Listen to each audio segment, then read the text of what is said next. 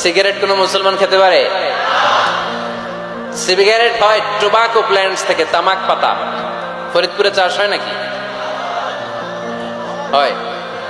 কোন থানায় হয় বেশি? হ্যাঁ, তামাক ক্ষেত যারা দেখছেন কোন বেড়া লাগানো লাগে? কারণ ছাগলেও মুখ দেয় না। তো যেটা ছাগলে খায় না এটা কোনো মুমিন বান্দা খাইতে পারে? তো খান কেন এগুলো, পচা জিনিস? হ্যাঁ, এই পৃথিবীতে বিড়ি আর সিগারেটই একমাত্র খানা যেটা টয়লেটে ঢুকে খাওয়া যায়, তাই না? পৃথিবীতে সিগারেট আর বিড়ি একমাত্র খাবার। রাগ করবেন না, যারা খান রাগ করেন না। আবার একটু কমন সেন্সটা কাজে লাগানোর জন্য, চিন্তার জন্য বলতেছি। এটাই পৃথিবীর একমাত্র খাবার যেই খাবারের গায়ে এই খাবারের বদনাম লেখা থাকে। Smoking causes cancer. ধূমপান কর্কট রোগের কারণ, ধূমপান স্বাস্থ্যের পক্ষে ক্ষতিকারক লেখা থাকে না? আচ্ছা ধরেন ফরিদপুরের একটা কোম্পানি নতুন চানাচুর বের করছে, ওই চানাচুরের গায়ে লেখা এই চানাচুর খাওয়ার 1 ঘন্টার মধ্যে বমি শুরু হবে আর ডায়রিয়া হবে। খাবেন? কি কইবেন? তুই খা। দোকানদারে কি কইবেন?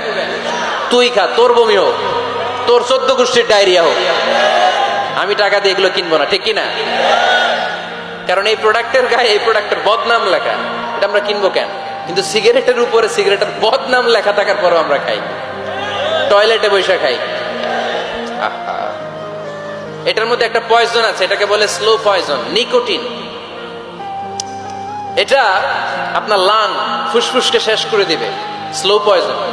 সিগারেট খাওয়া অনেকটা আত্মহত্যা শামিল।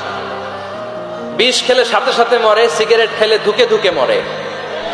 আর সিগারেট থেকে হিরোইন, গাঁজা, ফেন্সিডিল, ইয়াবা, ম্যারিজুয়ানার পথে মানুষ পথ বাড়ায়, পা বাড়ায়, তাই না? এগুলো খাবেন না।